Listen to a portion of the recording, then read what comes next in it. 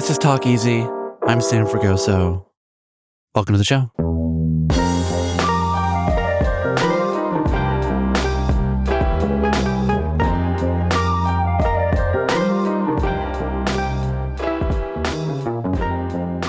Today, author Chimamanda Ngozi Adichie. She emerged at the age of 26 with her debut novel, Purple Hibiscus, a coming-of-age story about a teenage Nigerian girl torn between her Igbo heritage and the fanatical Catholicism of her westernized father. That was published in 2003. Her second novel, Half of a Yellow Sun, arrived 3 years later, informed in part by her family's stories of surviving the Biafran War between 1967 and 1970. Adichie herself grew up during a period of military dictatorship in Nigeria, where journalists routinely, mysteriously disappeared. This made her, I think, an ardent defender of the press, and by extension, free speech.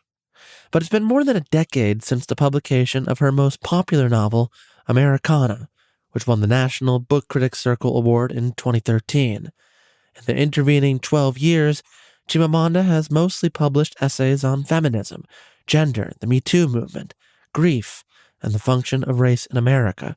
You may have read those essays in The New Yorker and The Atlantic.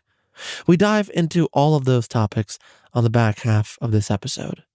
But we begin with her latest novel, Dream Count. Set in Washington, D.C. during the height of the pandemic, it focuses on the interconnected stories of 4 women and how they've come to understand one another through experiences with their friends, family, and lovers. At its core, it's about the domain of the human heart, an elegy for dreams deferred, for what was or what could have been, if not for a wrong turn or two. The book is dedicated to Chimamanda's mother, who passed away in the spring of 2021, which was less than a year after losing her father in 2020. You can feel them both in the margins of Dream Count. You can also feel Chimamanda throughout our back and forth, working through this insurmountable loss. We do a lot of working through in this conversation, for that matter. I know many of you are coming to this conversation with your own preconceived notions of who Chimamanda is and what she believes. I know those notions and feelings are strong. But I want to say here at the top, before we dive in, whether you've listened to the show for a while or this is your first time listening to Talk Easy, this program has always been a place, I think at its best, for difficult conversations. We've hosted them around issues like race, mental health, the pandemic, gender inequality, the list goes on. And so today's episode is no different, and I hope that you'll take the time to hear it in full, context and all. And so with that, here is my conversation with writer Chimamanda Ngozi Adichie.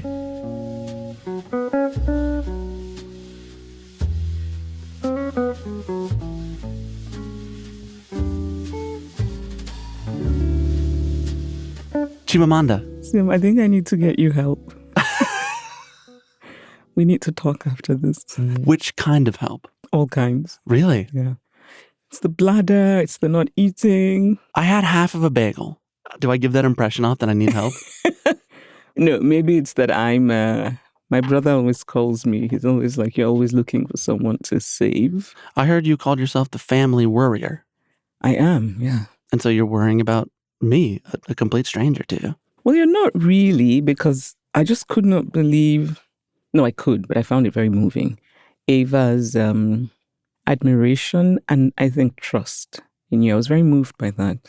You're talking about the director, Ava DuVernay. She wrote a very nice thing. I felt it was very genuine. And I'm just always moved by, by connection, by people having a connection, by realness, yeah. Now I'm wondering, when you sat down, you're like, this is the guy she had admiration for? Stop it. Okay. It's nice to meet you. And you, Sam, and you. It's been over a decade since you published your last novel. That was called Americanah. And when you got pregnant with your daughter, I think in 2015, you said, quote, "Something just happened in me. I had a number of years in which I was almost existentially frightened that I wouldn't write again. It was unbearable. I wanted to start here as we get into the book. What did being existentially frightened look like for you? I don't even remember saying that, but it is true. I think about writing every day. If I am writing, I'm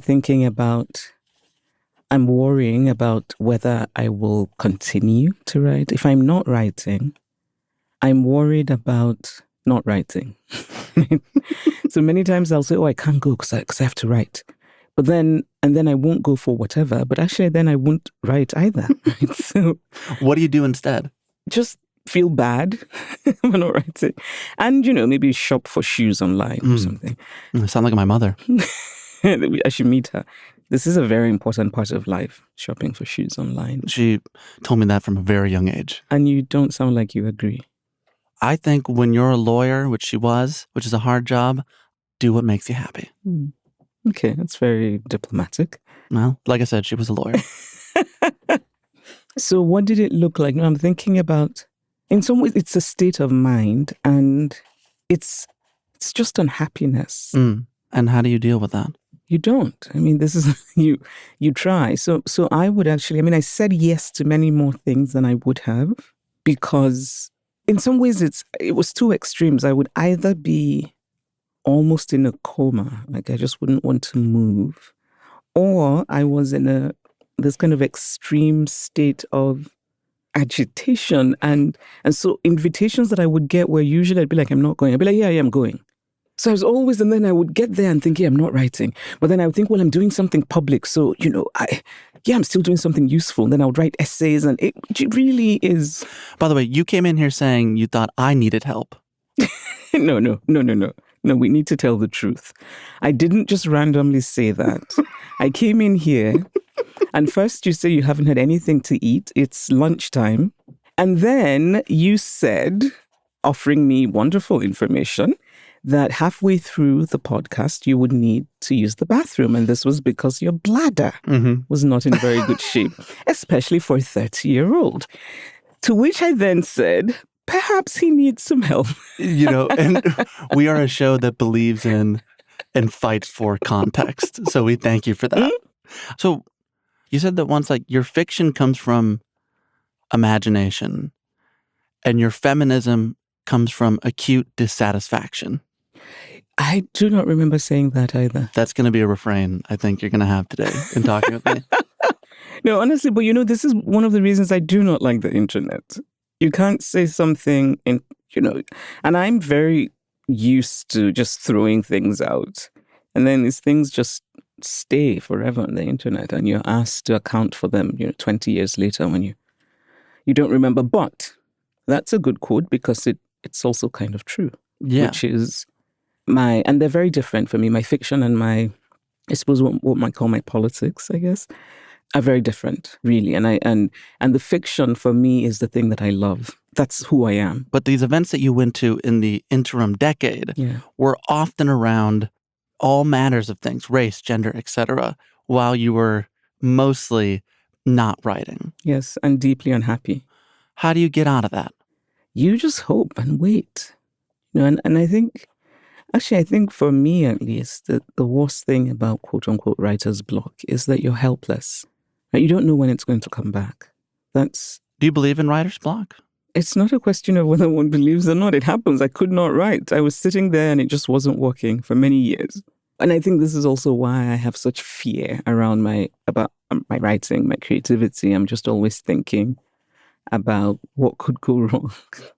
Well, a lot went right in this new book of yours. It's called Dream Count, and you came to it, I believe, after your mother passed away on March 1st of 2021, which was only 8 months after your father had passed in June of 2020. Is that right? Yes. Did her passing, I guess both of their passing, but did her passing propel you back toward the page? Yes. I really believe that my mother helped me come back to fiction writing, because I started writing after she died. And my mother dying was catastrophic for me. And I haven't accepted that she's gone. And so even when I talk about her, as I have quite a bit in the past, 4 weeks since this book has been out, there's a part of me looking at myself thinking, I'm actually talking about my mother dying. And so even the sentence, my mother died, is a very strange thing for me because you're saying something that you know objectively is true, but emotionally is not true.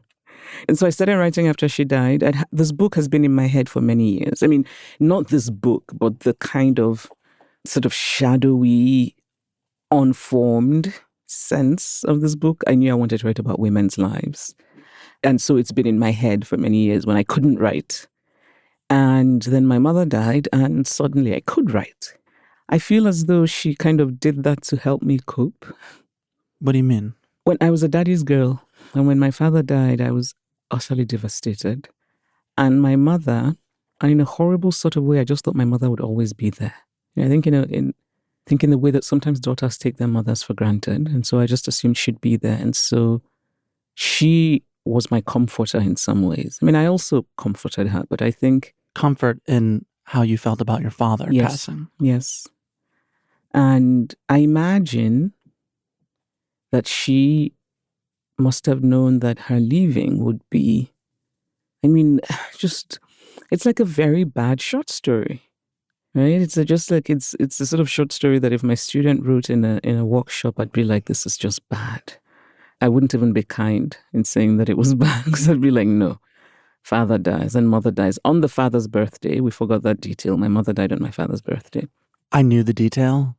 I just didn't say it because I didn't want to be accused of being too on the nose. Do you think, Sam, that we live in a time where we overthink things and therefore sometimes we risk being less genuine than we are? Yes. Yeah. Why did you think that she would always be around?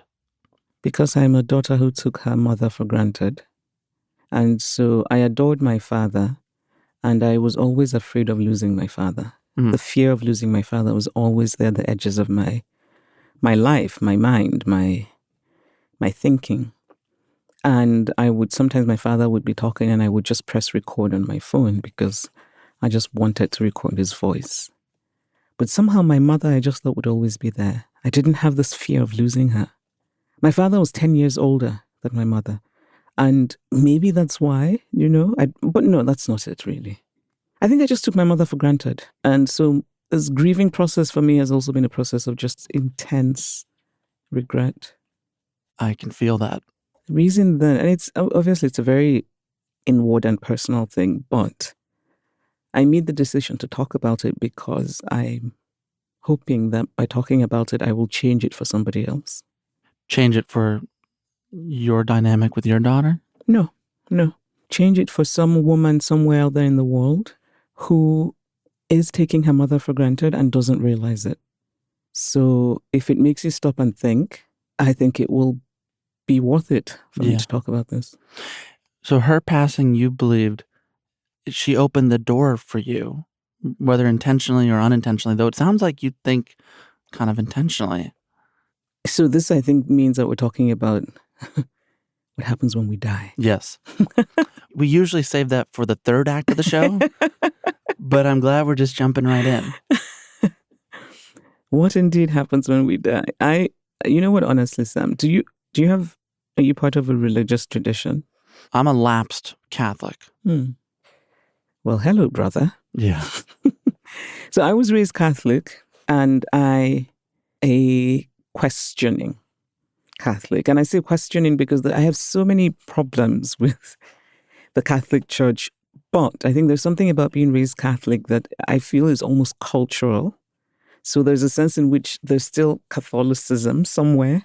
And I sometimes find myself being protective of the church, even though I'm deeply critical of it. And my daughter, I'm raising my daughter to have faith as a Catholic because I think it's good to give her the choice, But I guess the reason I'm saying this is what the Catholic Church teaches about death, I find a bit strange. I did this idea that, you go to purgatory and then you're cleansed. And then if a baby dies, the baby goes to limbo. I'm just like, okay, that sounds a bit much. But I think the larger idea of that something doesn't die, I find very beautiful. And my mother was a very protective mother. She was a fiercely loving. Mm-hmm. She would tell all of her friends how much she loved all of your work, even the work that she did not read. Yes. Yes. That was my mom. And so I can see how, you know what, it's hard again. I mean, when you ask me, so you really think she did it deliberately? I just feel that my mother's spirit was present. And it's present in this new book. Yes, I mean, very much. tremendously. I think that's clear. Yeah. In your previous 2 novels, you have interesting descriptions of them I liked. You said, quote, "I had a sense of responsibility in writing about the history in Half of a Yellow Sun, especially around the Nigeria Biafran War and the stories your father shared with you growing up. Then came Americanah, which you called my fuck you book. I was setting myself free from being the good daughter of literature." So when we arrive at Dream Count, what would you call this book? Oh, we have to reset the parameters. Everything's changed. I've changed. Oh, okay. Each book is a different person, of course, I think, who writes it. But Purple Hibiscus, my first novel, Half of a Yellow Sun, and Americanah, I think, come from the same line of creation. I don't know what I'm saying. But I'm just saying that, and by the way, oh God, I wish I mean that. It's my fuck you book. I don't remember. Yeah, I did say that. But again, it's the kind of thing, it's followed me for so long. I'm like, oh Lord. Okay. Yeah, you know what? Yes, I stand by it. Because I really was. The way you're equivocating is, it was your fuck you book. Yes, okay. So, Which by the way, I like the fuck you book. I was in college when I read it. I never thought fuck you, but I thought very good. Okay, so stop. No, but I mean that I think Dream Count is just an entirely different book because I'm different. I mean, I think I really have been remade by loss. So with Americanah, yes, I had that, I'm free. I'll do whatever the hell I want and I'm having fun. With Dream Count, I'm less sure. I think I'm also very aware that anything can happen at any time. Sure about what? About everything. Everything. Yeah, everything. Was it the loss of both of your parents that put you into a rudderless place? Yes. I think it's that, but it's also, again, context. Since this show is about context, we need some context, which is my whole life has been one in which my parents were there. My childhood was very happy. I've always felt very secure, very rooted, very sure of a lot of things, including myself. And I think it's really because of the childhood I had. And in a silly sort of way, you kind of think it should continue that way forever, And then my father dies quite suddenly. And one of the things I learned about grief is that you start to worry about losing more people. And so I was so worried that my mother would die. And I spoke to a therapist who said to me, a wonderful woman, and she said to me, but let's think about it statistically. How likely is it? Right? And that really helped me. I was like, yeah, my father was a professor of statistics, by the way. And I thought, yeah, she's right. I mean, that's very unlikely. But then my mother died, and it was on my father's birthday, and it was months later. So it completely just shook and shattered me. And it made me realize, and that's when I started feeling anything can happen at any time. Right. And I think it comes with a sense of uncertainty. There's so much you're suddenly not sure of. I'm thinking all the time of mortality and death. Right. And in that is the person who wrote this book. But I also think that it might not be such a bad thing for creativity because I really like my book. That certainty that you felt in childhood, in the interest of context, you grew up in the aftermath of the Biafran War, living on the campus of the University of Nigeria, where your father also taught. Your mother was also the first female registrar at the university. But inside the campus hedges, at Sunday Mass, bring it back to church a little bit, you were intrigued by the power of the priest. I wanted that power, you told the New Yorker, but it was a beautiful kind of power because I felt I would instruct people. I had dangerous ideas as a child. So confident, young youthful Chimamanda, what were your dangerous ideas? Oh, Lord have mercy. Like free school lunch? There was no school lunch in school in Nigeria. You brought your own lunch. I mean, I remember in primary and secondary school, my teachers would say, I did really well in school, so it was difficult to say, well, she's disrespectful and she doesn't. I did well, and so it was difficult for the teachers because they'd be like, she's my best student, but, she argues. And but it was really just that I was a child who asked questions, right? I was a child who didn't accept easy answers. And if I had dangerous ideas, maybe it was simply just ideas about questioning, right? I wanted you to explain to me why things were as they were. Like what? Everything.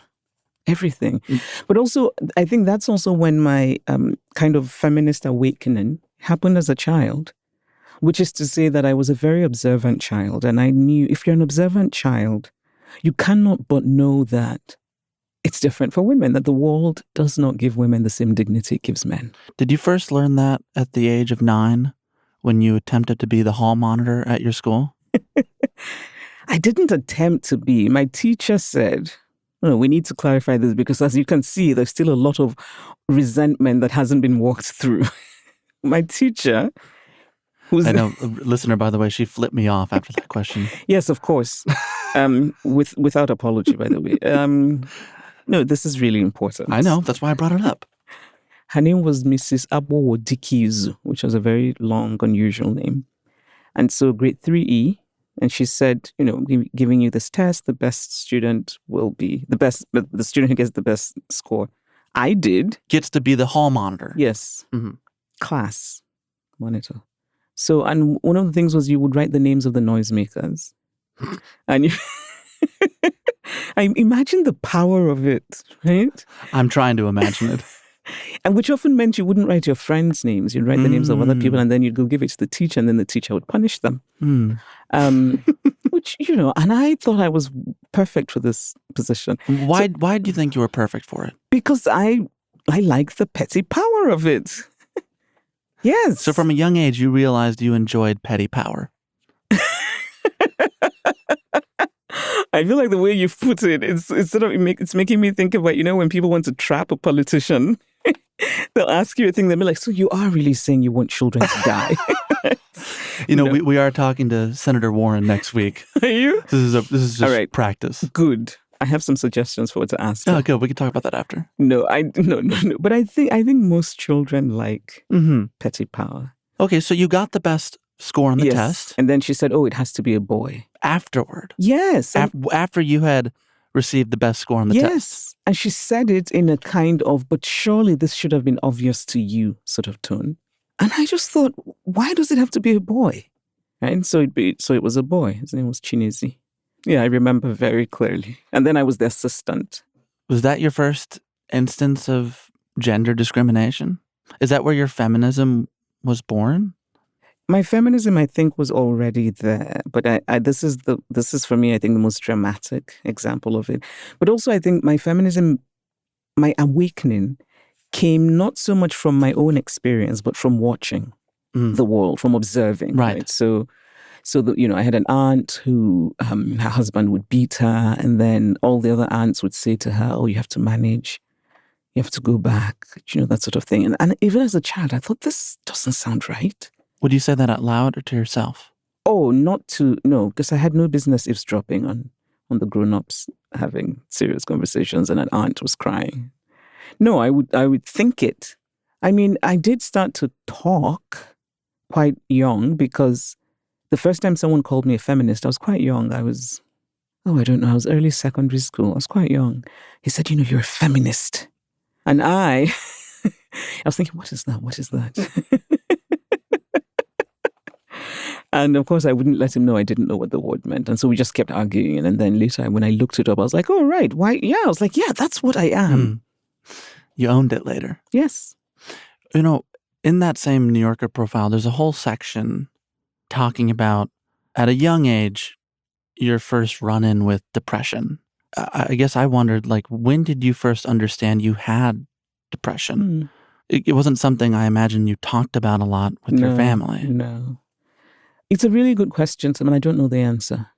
But I think, again, as a child, I may not have known the word, Right. but I knew that I was given to this kind of sinking into a place that is helpless. Because that's how, I think that there are people who experience depression mostly as sadness. I experience it mostly as a kind of dark helplessness. And I don't like helplessness. It frightens me. So, I remember, for example, in grade 5, so I must have been 10, just having these moments where I just wanted to be alone in my room. And my spirit, which usually is quite exuberant and was just felt,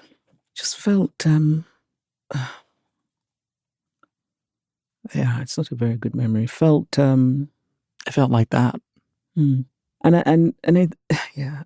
And I think because I was not a lonely child, I was not a sad child. I had many friends. I was the most popular girl in class. You were very popular. In fact, friends would present you with their school lunches and you would eat them. No, that's not quite how it happened. I would eat some. Right.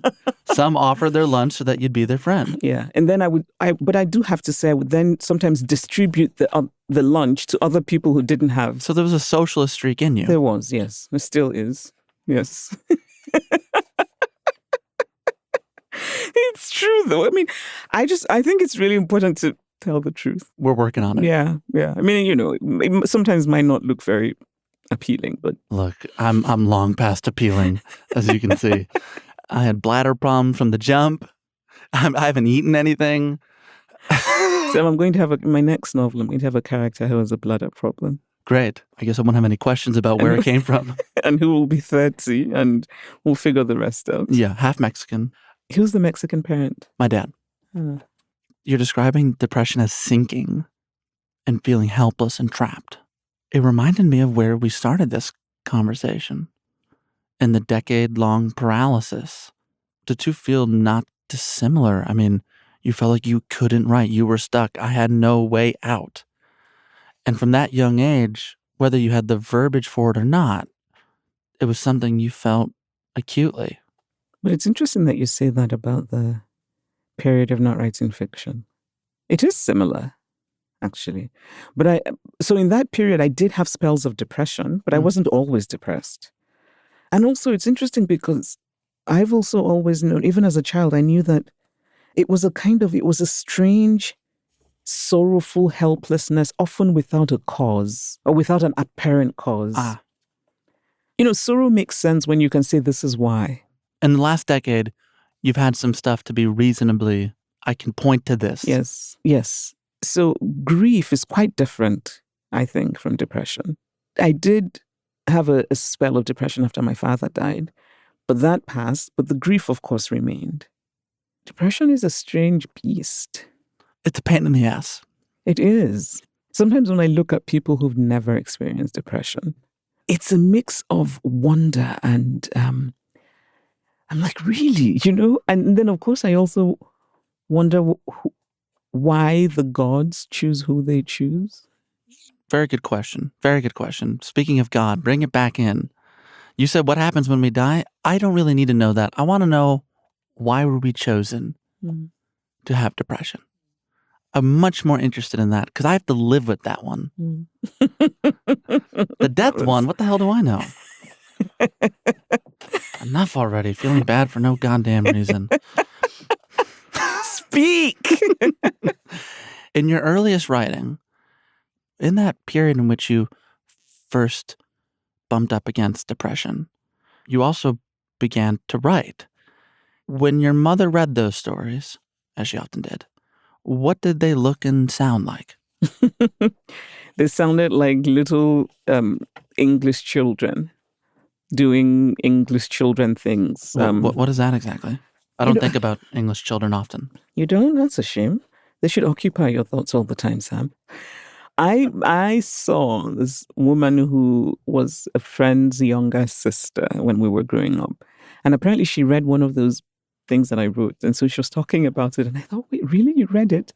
There was one called Down Macintosh Lane. And And I guess, I don't know, I was just copying the books I was reading, so they usually would have a puppy because and one of the children's books I read, the puppy was called Socks, as in Socks. And so I remember having a puppy called Socks in one of my books. And I should tell you that I grew up in a household that did not like dogs at all. My father didn't like dogs. Dogs were not a thing. But dogs always featured in my early stories because... I'm sorry to hear that he didn't like them. You also had a lot of white characters with blue eyes that played in the snow, that ate apples, and talked a lot about the weather. You had at that point not left Nigeria, right? Yes. I don't think you had snow. No. When you think back on how your early writing was so informed by what you read, which was all about people that you had not met in places you had not been to, how do you think it shaped the writer you became? I'm hoping that by starting that way, it made me potentially more confident about my own life being worthy of literature.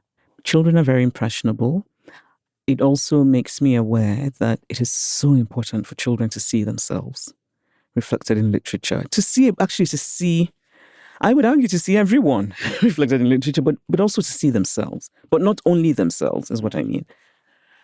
I am thinking now, and when I realized that I did not have to write about English children in the English countryside, I think that sometimes it brings a kind of, I don't know, I think it made me doubly sure that my own life was worthy, that my own world was worthy of literature.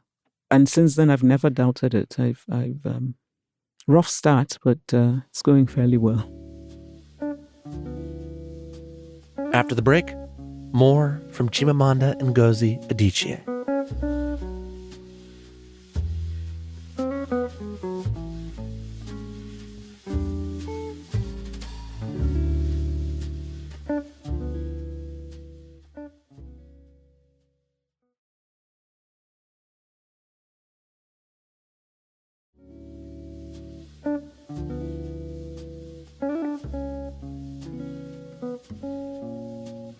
We talked about this earlier, but you were born in 1977, 7 years removed from the war, and a generation raised in the silence of its aftermath. And you wrote in the New Yorker, on the margins of my happy childhood, which, by all accounts, does seem very happy, there was a shadow, the Biafran War, and while I did not experience any material deprivations, I had a bicycle, dolls, books. My family was scarred by it. I want to know, when did your father begin to get out from under that shadow and begin to shed light on what happened to him and to your family? He didn't until I asked. And I started asking maybe when I was, maybe I'm going to say about 15. But before then, it's that strange feeling of being a child and knowing that there's something you don't know, but there is something. And sometimes my parents would, especially my mother, would my father talked so much about his father, my grandfather, who died in the war. And in some ways, that was the only way my father would talk about his father, and then often end it with, the war took him, that sort of thing. My mother, on the other hand, would say things like, I had this beautiful set of China, and then the war, And she also would talk about this apparently very beautiful wig that someone had sent to her from Paris, and it came in this case, and it was very elaborate. And then she would say, "But I lost it in the war." So I had this idea that my mother lost all the beautiful things she had. But they all lost. I mean, was that a coping mechanism? I think it was for her because she also lost her father. She could not talk about losing her father. Even when I asked her, my mother could not talk about it. My father told me about it a little bit, but my mother never talked about losing her father. And I learned to respect it and not ask.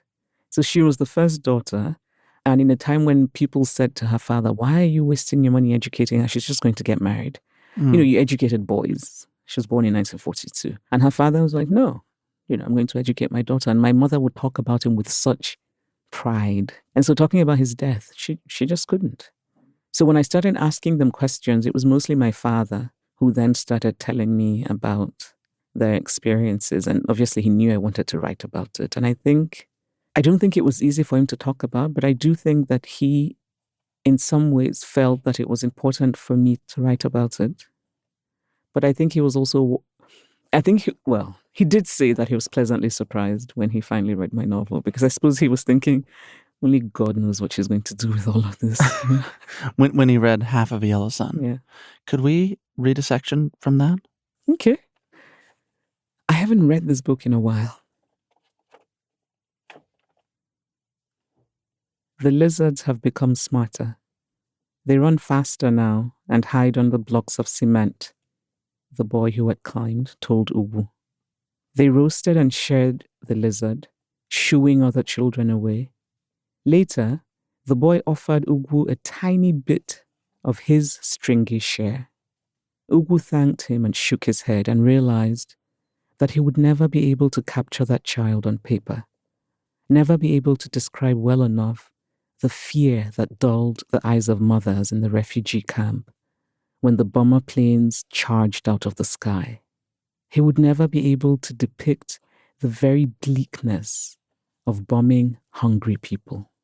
But he tried, and the more he wrote, the less he dreamed. I'd almost forgotten this. What did you make reading it? I think I'm having an emotional day. I'm perimenopausal. So it means hormones are out of sync. There's no judgment here. No, I'd forgotten that. It's very, because I don't usually read my books, right? I mean, I become very familiar with a few parts of my novels because I've had to read them when I do events, but usually it's the first 2 pages or something. So the 2 pages that the moderator has read? Usually they've read half a page. No, sometimes. It's so nice when people have actually read the book. When they haven't, I'm just constantly trying to shield my acute irritation. So in thinking about this section and reading it now, you having an emotional response that you want to chalk up to menopause? Perimenopause, sorry. Well, Sam, I think a woman of a certain age is allowed to use perimenopause for an excuse whenever she wants to. Because the symptoms are so crazy that you are allowed to bloody well use that damn thing. We should get free bus passes. And we should get free cry passes. You get free cry passes here. I did not remember this passage. Yeah. And so it's a kind of revelation. And also, that book and the story of the Biafran War is, I don't know. I just, so we've talked about things that are quite personal and kind of emotional. And then reading this, it takes me back to not just to when I was writing it, but in a strange sort of way, it takes me back to the suffering of my people. And so it moves me and makes me sad in a way. But also I'm really, I think it's a really lovely passage as well. It's why I folded it into the conversation. Mm-hmm. And also because I read that and thought, I'm so glad your father shared what he shared, even though I'm sure it was not easy to do, and that this now can bear some witness to that. Yes, that's beautifully put. I feel the same way. In 1995, when you're 17 and you start applying for colleges in America, I guess that was a couple years after you started asking your dad about the war.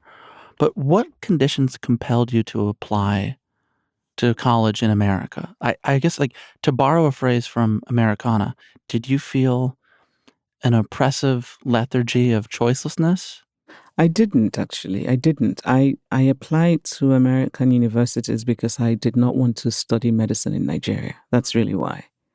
I applied when I was already in university. So I had done maybe 1 semester of studying medicine.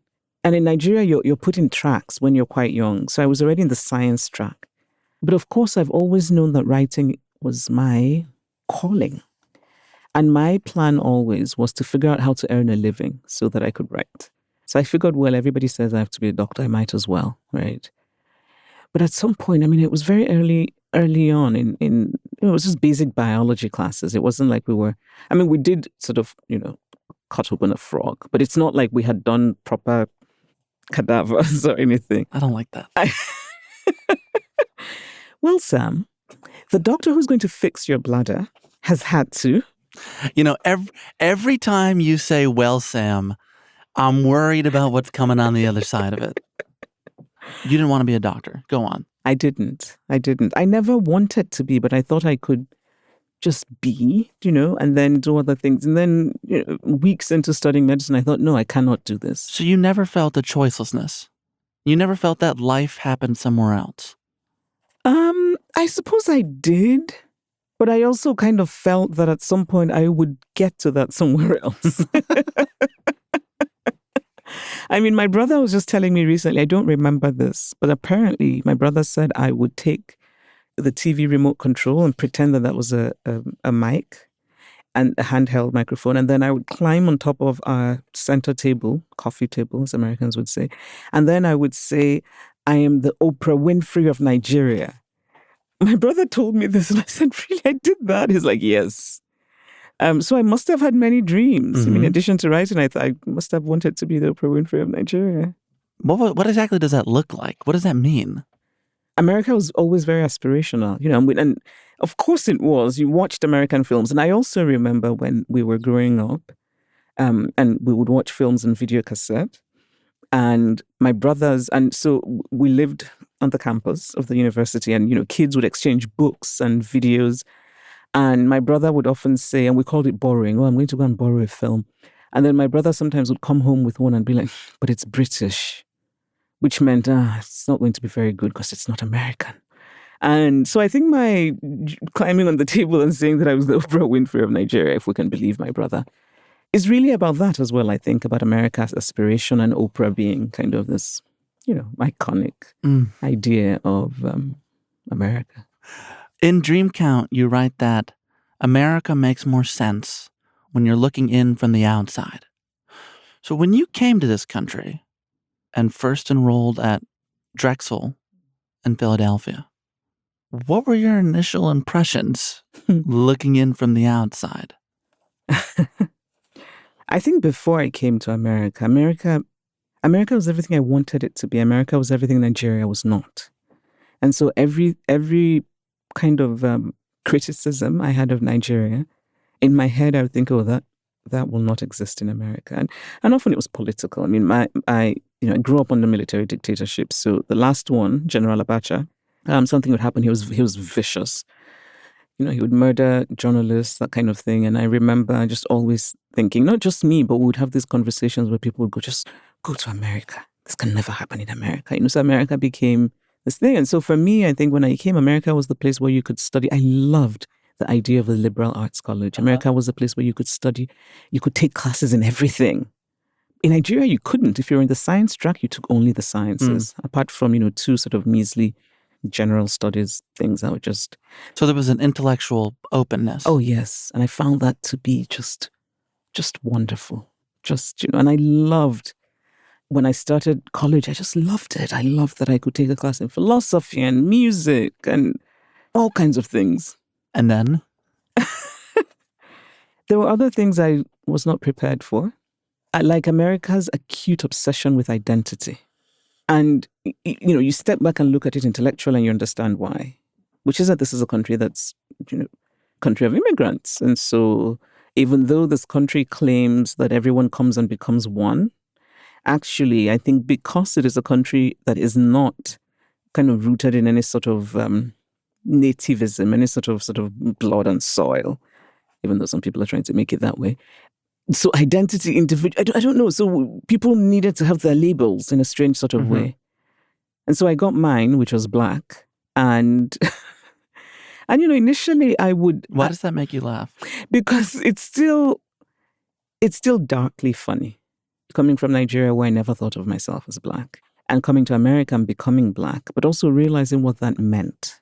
So the arrogant Nigerian in me, Nigeria is kind of like the America. Nigeria is to Africa what America is to the American continent. Smug and arrogant. And I would think these people are crazy. I didn't have those words in here. I'd be like, these people are crazy. They think black people are inferior. Really? Are they mad? But of course, also, you cannot help but be affected by things. And so it wasn't always easy discovering racism. When you're talking with classmates or you're in a class having a group discussion and the subject of race comes up, was your perspective coming from Nigeria, was it legible to them? That's an interesting question. Honestly, I would often be quiet. I wouldn't say anything. You were quiet?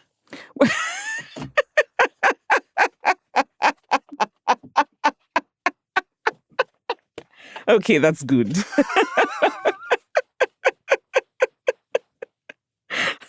Oh, you're terrible. Yes, shockingly. No, only very briefly until we talked about something else. But I do remember very clearly a day in undergrad when watermelons were being talked about in relation to America's history of racism. And I was just confused. And I said aloud, well, what's wrong with watermelons? And this woman, African-American woman who was in my class, was very angry with me. And so she's like, why are you saying that? And my whole thing was, I really like watermelons. Why are we? Because it had been said in a kind of throwaway way, racism and, the watermelons. And I think it had been put in together with things like blackface and minstrel shows and things. And my thing was, wait, watermelons? So I think but the rest of the time, seriously, I would not say very much. I was absorbing. I was learning. I realized there was so much I did not get. You were observing like you did as a kid. Yes. Around your family. Yes. At school. Yes. In your essay, How I Became Black in America for The Atlantic, you wrote, to be black in America was to be bulldozed by the weight of history and stereotypes. To know that race was always a possible reason or cause or explanation for the big and small interactions that make up our fragile lives. Is that what it felt like? A bulldozing? Yes. And it just made race, I would often say to people, someone in Nigeria is nasty or rude to me. I mostly will think this person is an asshole. This person is having a bad day. In America, there's always the option of, it's because I'm black. So in Nigeria, you would extend that person, that stranger, grace. And in America too, just that there's an additional option. This person is racist. So it's this person is having a bad day. This person is just an asshole, and this person might be racist. And so there are things that have happened, actually just recently at the airport, where a woman just looks at me and says to me, oh, you're in the wrong line. She's like, this is Sky Priority. And I'm just like, well, how do you know I'm not supposed to be here? And I remember thinking, I stood there and and the white person behind me, and my thought was, please be rude to this white person so that I do not have to think that this is about race. Equal opportunity rudeness. Yes. Which is perfectly fine because it's human. But she wasn't rude to the white person. She just didn't say anything. The white person. And so that's America, and it's exhausting. So there's a feeling of being bulldozed by it. I mean, it's not always exhausting. I do have to say that there are things I find quite lovely about it. I think being a black person who's not African American also, for me, meant that I became part of this larger family of black people, right? And there's a lot I love about it. Do you think being rendered black in this country has given you more than it's taken? When you take a test and there's yes, no, and then the C option is none of the above, I will take the C option. It's a very interesting, it's strange to think about it in that way because I gained a bigger family of black people. I gained the knowledge of African American literature, while of course knowing that I'm not African American, but I do think that, I also gained a larger idea of Pan-Africanism. So I really do I feel very emotionally Pan-African. And for me, Pan-Africanism is a very broad range, all the peoples who are descended from the continent. All the black peoples, for me, are my siblings. But I don't know about giving me. I mean, I wish America wasn't so fixated on. Yeah, no, I don't want to say that because it's a. What? No, I was going to say I wish America wasn't so fixated on race. Mm-hmm. But that is a strange thing to say if one knows American history, right? So it is in fact because of race that people were dehumanized. It is in fact because of race that people today are in the circumstances that they're in. And why it is a subject that people fixate on. Yes. So I think it makes sense. And I think that this fixation, if it were done right, could lead to justice. But it so far has not, right? I mean, there's race and there's racism.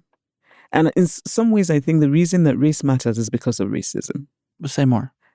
So I don't know that I would necessarily be interested in writing about race if not if not as in some ways illustrations of racism, because otherwise there would just be human stories of just human beings, you know?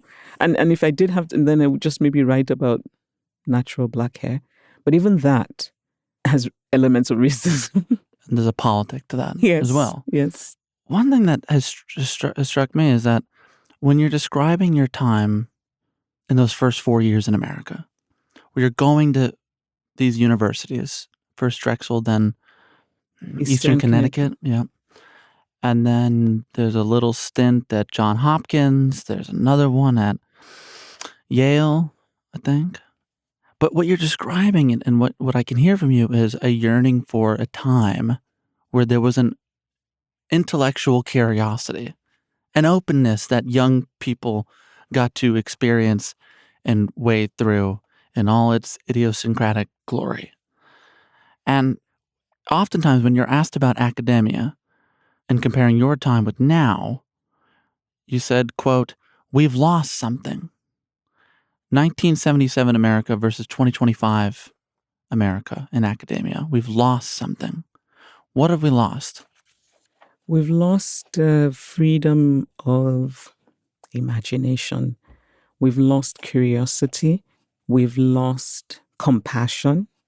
We've lost the overriding assumption of good faith. We've lost that idea that self-righteousness is boring. Instead, we've embraced a very boring self-righteousness. And I think the reason it breaks my heart is that I obviously grew up on a university campus, but of course, Nsukka was very different. I mean, when I was growing up, it was a place of just the most wondrous intellectual openness and discourse. And I used to love not just my father, but we had an uncle, not in the way that my father's friend was my uncle, who had these friends who would come to his house, and often we would go stay overnight, and I would sit at the dining just listening to them. They would argue. They were very good friends, but if you heard them arguing, you would think, my God, they're going to fight. And I remember just finding this just wondrous. Mm-hmm. Some people hear fighting. I also hear love. Yes. And the exchange of ideas and there was an urgency. They believed in, and they wanted to convince the other person, right? And the other person wanted to convince them. And I remember just wanting to be old enough to participate. To participate in the attempt at persuasion. Yes. And also also just in the learning, in the taking in of new ideas. So why have we lost this? Your heart breaks over what in particular? I think that academia, and by extension, the American left, because, I think that academia is mostly populated by people in this country who would be considered to be in the political left. And you wouldn't put yourself in that?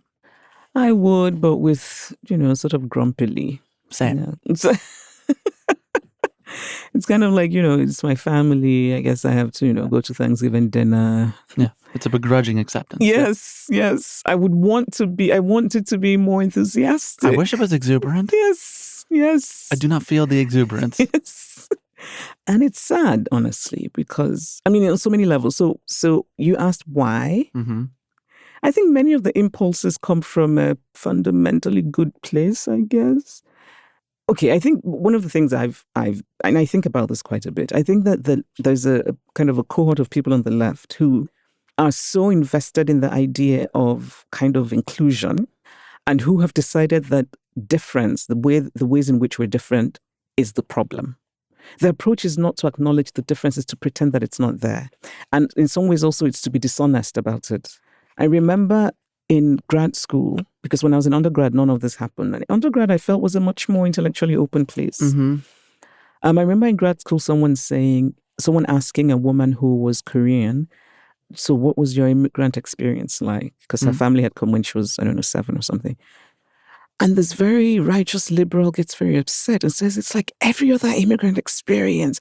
Why are you othering her? And then this poor Korean student, who I suspect probably would have been happy to talk about her particular experience, kind of went silent. And it's just one tiny example. But I remember thinking, it's not like every other immigrant experience. And I do not think that question came from a bad place, right?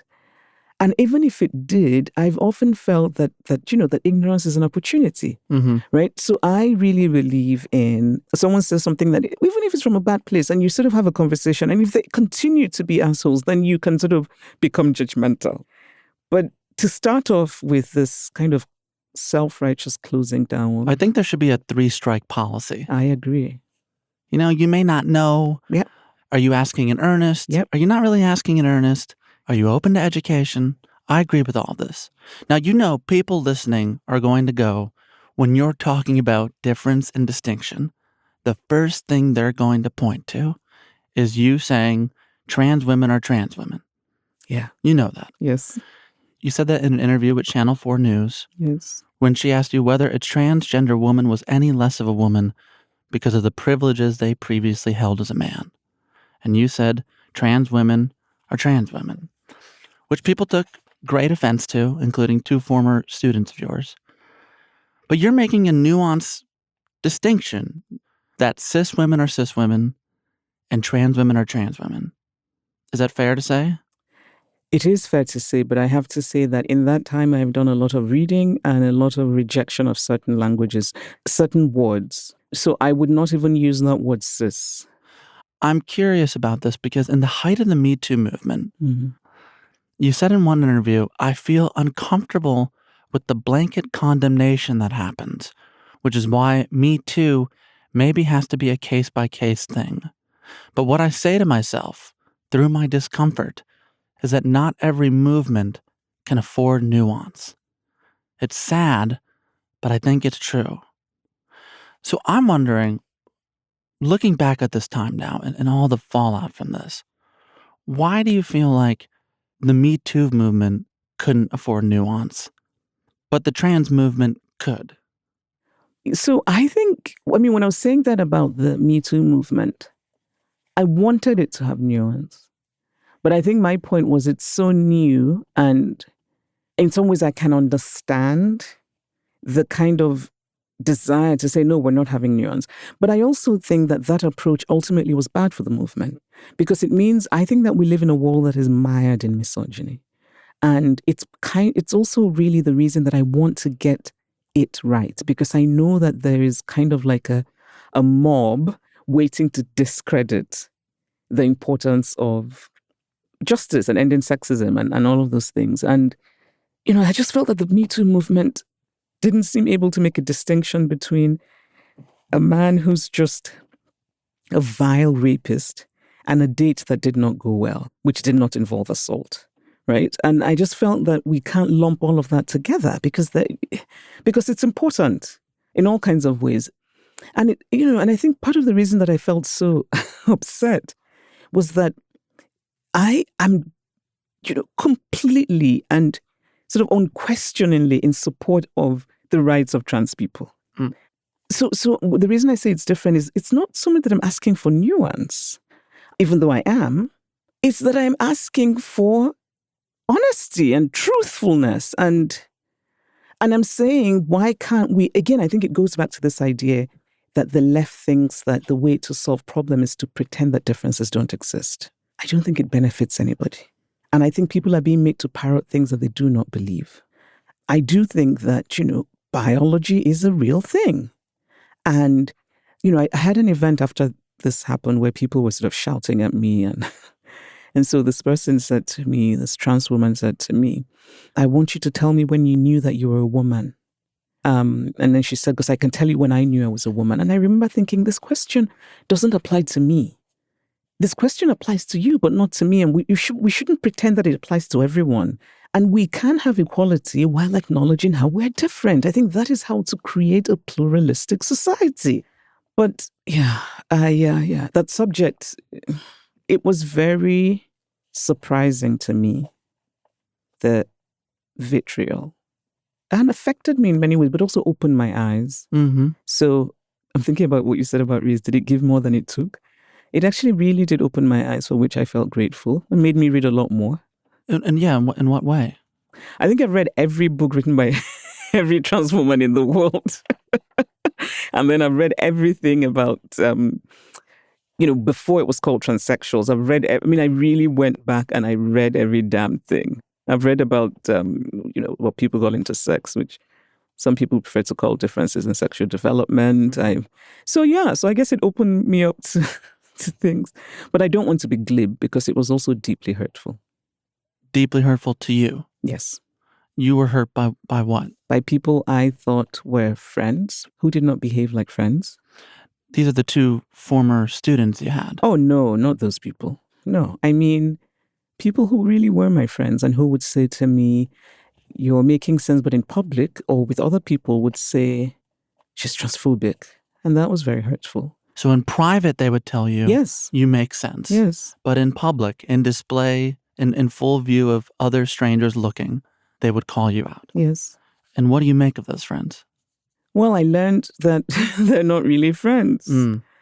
And, but I also learned about the fear, I think, that being part of the political left has brought for many people, right? Because I think that there are certain people who felt that if they didn't say she's, terrible and she murders women, then they too would be attacked, right? People wrote to me to say, we've been told in our writing program that we cannot do our thesis on your walk because you're a bigot. And then I would look at some of the programs and the people who walk there were people who know me. And I would think, my God, but you know me, right? You know me, surely you know that but anyway. As someone who has read and pored over your work for 13 years, I did take what you said about the trans community seriously. And I read everything that you wrote about it. I read everything that was written about you in that moment. And I just have some questions I just need to clear this. Okay. To make sense of it. Okay. You have those two former students of yours. They had your phone number. Mm-hmm. They had your email. They had your cell phone. Mm-hmm. Instead, they went to the public space, that is Twitter, to denigrate you. Mm-hmm. Why do you think they didn't write you privately? So a friend of mine told me this many years ago, and I often think about it. He said to me, you've become a public figure, you're quote unquote famous. Therefore, now there's value in slander. And I think that they did that because they knew that it would elevate them, right? That there's value for them in doing that. There was no value in privately going to you. No, none at all. Except for the fact that they may have been able to maintain a friendship. They weren't really friends. I mean, one was not a friend, really. The other was someone who I thought, who had to my house for dinner a few times, and I sort of wanted to, be supportive. Whatever. You supported both of their writings, though. Yes, I did. They were at my workshop. But one, I had come to my house. I thought she was a bright young feminist. I wanted to, be supportive. But I think that the reason they did not is also because they knew that it was not coming from a place of exclusion or hate. Because they know me. And I think social media has added to this. There's a kind of calculation, I think, and it's really ugly, that people realize that in a very calculated way that they will, get, I guess, likes, and then some people might invite them to a conference and someone might, give them attention. I did wonder in the aftermath of all of that, and in your subsequent Facebook post where you clarified some of your position, there were so many people on the far right that praised you for your position. Gender essentialists is what they call themselves, like Ben Shapiro and Piers Morgan, who took to Twitter to praise your take. Really? Yes, and there's many more and frankly worse people than them. I'm curious, what do you think it says about your argument that the people who most loudly supported it were people like Ben Shapiro and Piers Morgan, people you would not be caught dead saying hi to? Oh, Lord. If those people, you saw them on the street, you'd cross the street. Whew. Oh, I didn't realize I got such magnificent praise. Look, I guess I could say that kind of very easy thing and say that, thing about the clock, that even a clock that's broken is right once. But you know what I will say, though, and how does it make me feel? It doesn't, because I understand the context of this country, I'm not going to pay a lot of attention to it. And actually, I really did not even know about Ben Shapiro. I didn't even know he knew who I was. From that, he did. And frankly, those people who I think we probably mutually don't like did use your words and weaponize them against the trans community. Yeah. They did do that. And in fact, they continue to do that to this day. Some party must not like that. Well, yes, and this is part of the reason I'm not on the internet and I don't read anything about myself because I just think it's ugly, and I think it can. I think if you're not careful, it can turn your soul dark. So I don't want to do that. But I just think that America the tribalism, it's so deeply polarized, and if somebody on the right says something is red, you have to say it's not red. And even if you think it's red, you have to say it's not red. Otherwise, your tribe will come after you. That's really fun. And I see this happening even politically. I mean, the American president will say something that is clearly just illogical. And people who you imagine are thoughtful, because they're on the right, they'll find ways to justify it. So I suppose my point is, I'm not saying what I think, thinking about the people who will use it in bad faith ways. Because if I think, and I know that this is what the internet has done, but I think if we start to think that way, you close off your mind. But I'm also aware of that because it's the reason that I've refused to go public with a lot of the things that followed that comment. What do you mean? So there are things that happened, which I won't tell you. But I didn't want, and I still don't want to talk about it publicly because I know that the result will be that there will be a lot of sort of crowing on the right and people saying, well, look what they did to her. So I don't want to, in some ways, it's very easy to be adopted as an icon by people whose political positions you don't like. Just because in one aspect they agree with you. So what I mean is, the reason I have not talked in detail, actually not at all, about the things that happened to me, in other words, about quote unquote the punishment. In which you were punished for saying what you said. Yes. But you were able to continue writing.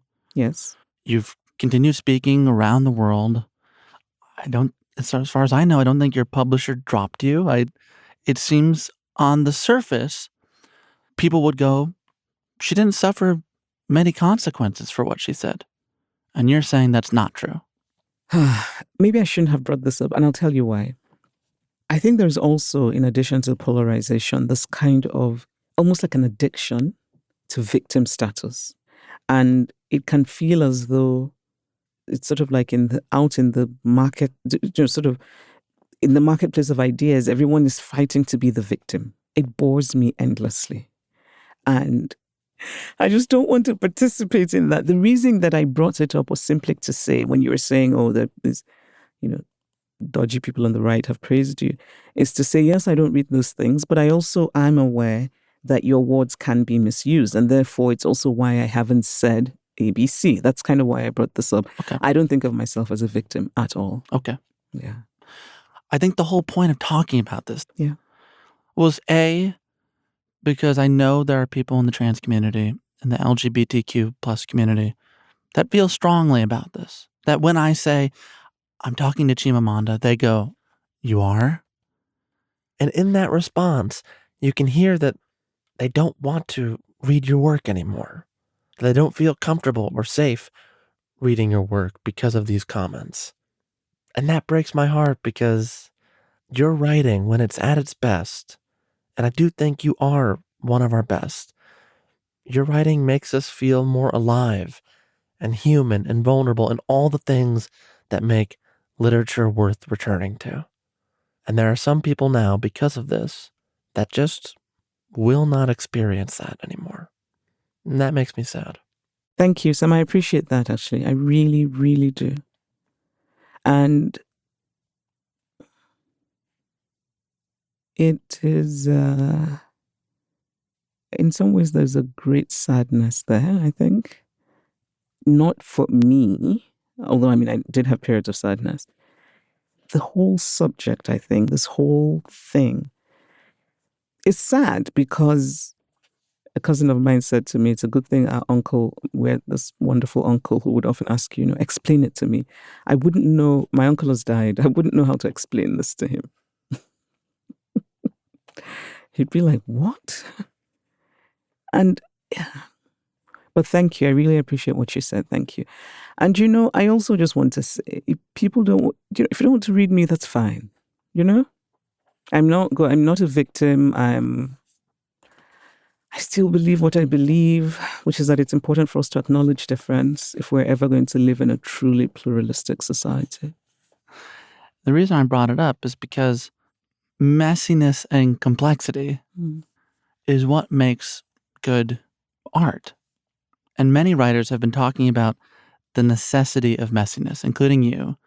But even going back to 1926, when W.E.B. Du Bois gave a lecture called Criteria of Negro Art. And there's a passage in it I thought maybe you'd want to read. In other words, the white public today demands from its artists, literary and pictorial, racial prejudgment which deliberately distorts truth and justice as far as colored races are concerned, and it will pay for no other. On the other hand, the young and slowly growing black public still wants its prophets almost equally unfree.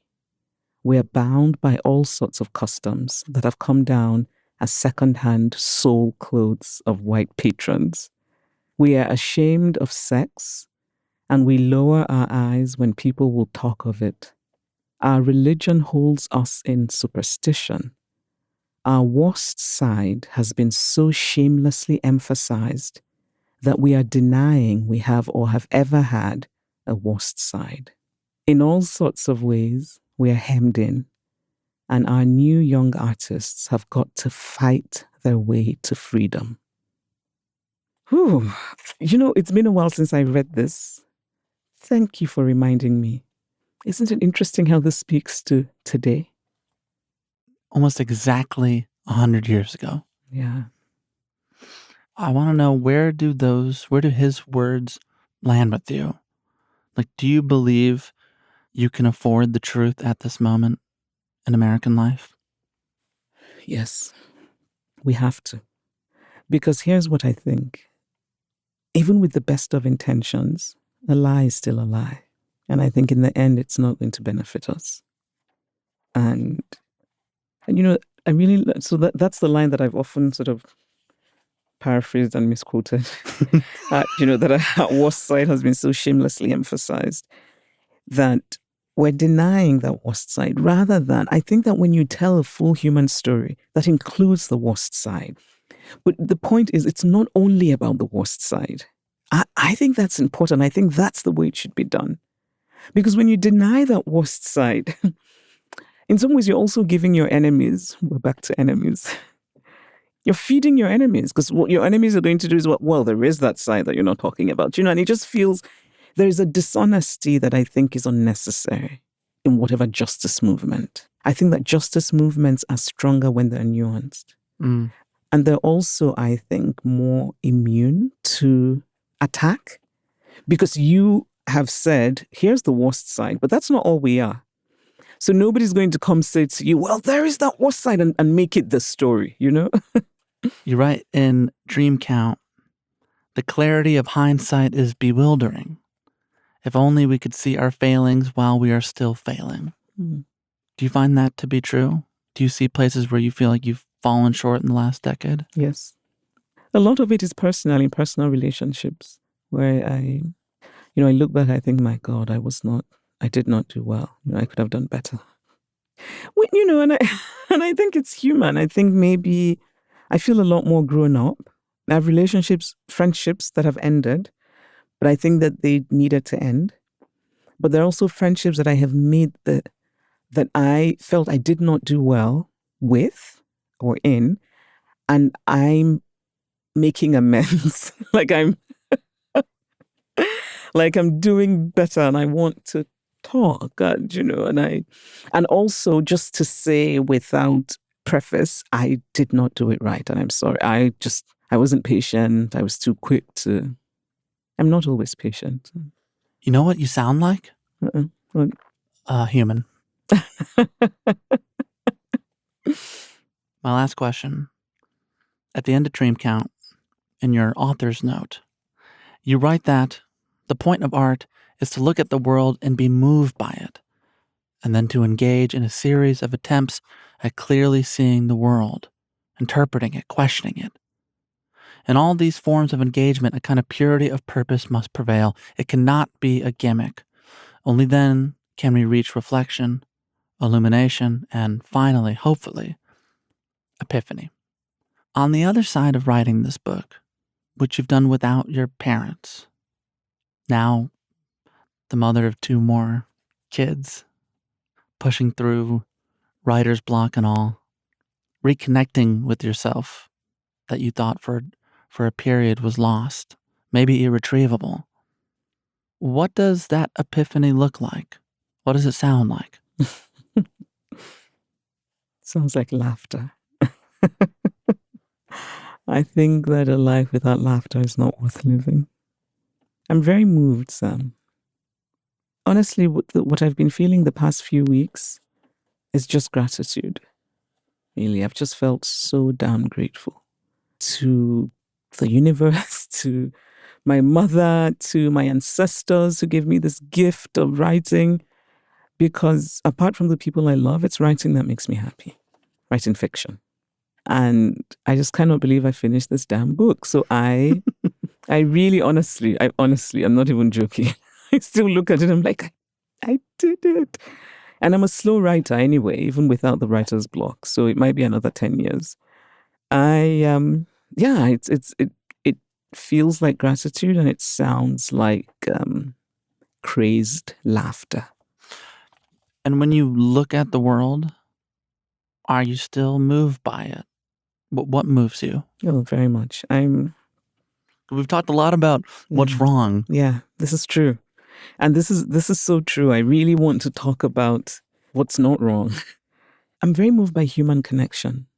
I'm very moved by, and I actually can be, ridiculously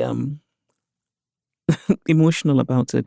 I'm moved by the possibility and the reality of human connection, that two people sometimes who come from very different worlds can connect. And so I love that my books, I cannot tell you how moved I always am when someone who is not like me in any way reads my work and it says something to them. I'm still in utter awe of this, right? And yeah, so watching the world, I'm moved by human connection. I'm very moved by love. I am a person who watches people at airports saying goodbye, and I feel like crying. And they're strangers, but I'm just moved by how they hug each other, and you can just see that they love each other, and they're parting, and then I'm watching them and I'm tearing up. I think I'm also moved by a sort of small political change for the better, because I'm too practical to believe in sort of, this great overnight change. I think that change is always small steps, and I'm moved by, when I see that happen, I'm moved by it. I'm actually even just moved by the recent election in Wisconsin, where a judge who, despite a billionaire supporting the other side, won. I mean, I felt it in an emotional way. And sometimes it's the basis for hope. you think. And I also really love the idea of collective action. I love when people come together and believe in something.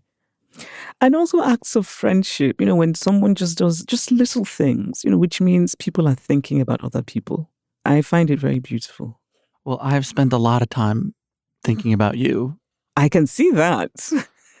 No, but really, so this is the other thing I do. And you said something which I found interesting. You said you're getting emotional and you're attributing that to perimenopause. As if you knew that, even though perimenopause is true, but that I think, and I'm really working on this tendency I have to back away from, when it just feels too... I said it because I felt like you were explaining away something that you were feeling in the moment. Yeah. You were right. Glad we have you saying that once on the podcast. I still have problems, need fixing. Would it be best served to read this part at the end here? Okay. Is it fitting? I think to bring us back to the page. I trust your judgment. Okay. This is from your latest book, Dream Count. My phone was ringing. Omelogo calling, but I didn't pick it up. Later, driving home, I would call her back, the phone barely beeping before her harried voice asked, "Chia, how did it go? She must have been shattered." And I would reply, a little triumphantly, "Actually, no, she wasn't at all." But now I let my phone ring. I wanted to savor this moment for just a little bit longer. Kadiatu and Binta, these two thoroughly decent people, mother and daughter, sitting on a sofa holding hands, their faces bathed in light.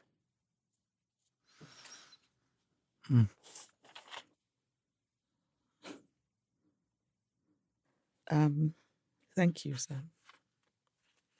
Thank you. I feel like you've really taken care. You've taken such care. I just think it's very generous and beautiful, and I appreciate it. And I hate crying. No, honestly, I hate it. It's perimenopause.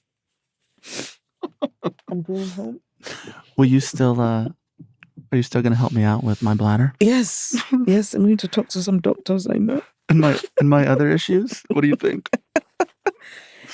As much as you're thanking me for showing up for you, which I appreciate, what you have given me, and I think so many people, I can't thank you enough. Thank you, Sam. Chimamanda, take care.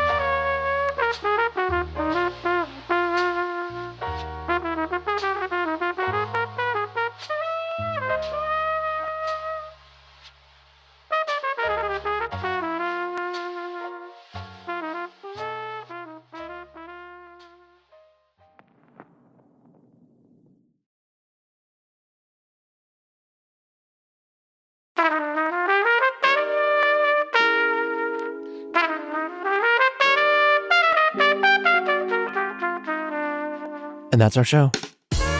If you enjoyed that episode with Chimamanda, be sure to share it on social media. Tag us at TalkEasyPod. I want to give a special thanks this week to Ava DuVernay, Sarita Cannon, Tara Duncan, the team at Knopf, Ona Akinde, and of course, my guest, Chimamanda Ngozi Adichie. You can get her latest novel, Dream Count, wherever you do your reading. For more talks with other great writers, I'd recommend Zadie Smith, George Saunders, Margaret Atwood, and Ta-Nehisi Coates. To hear those and more Lemonada podcasts, listen on Apple, Spotify, or wherever you listen. You can also subscribe to Lemonada Premium for bonus content. Just hit the subscribe button on Apple Podcasts or head to lemonadapremium.com. Lastly, be sure to follow us on Twitter, Facebook, Instagram at TalkEasyPod. Talk Easy is produced by Caroline Reebok. Our executive producer is Janixa Bravo. Today's talk was edited by Matt Sasaki and mixed by Andrew Bastola. It was taped out of City Box in New York City. Our music is by Dylan Peck. Our illustrations, Krisha Shannon. Photographs today come from Sarah Schneider with additional research from Ben Eisen. This episode was made in partnership with the good people at Lemonada Media, and I'm Sam Fragoso. Thank you for listening to Talk Easy. We'll be back next week with a brand new episode. Until then, stay safe and so long.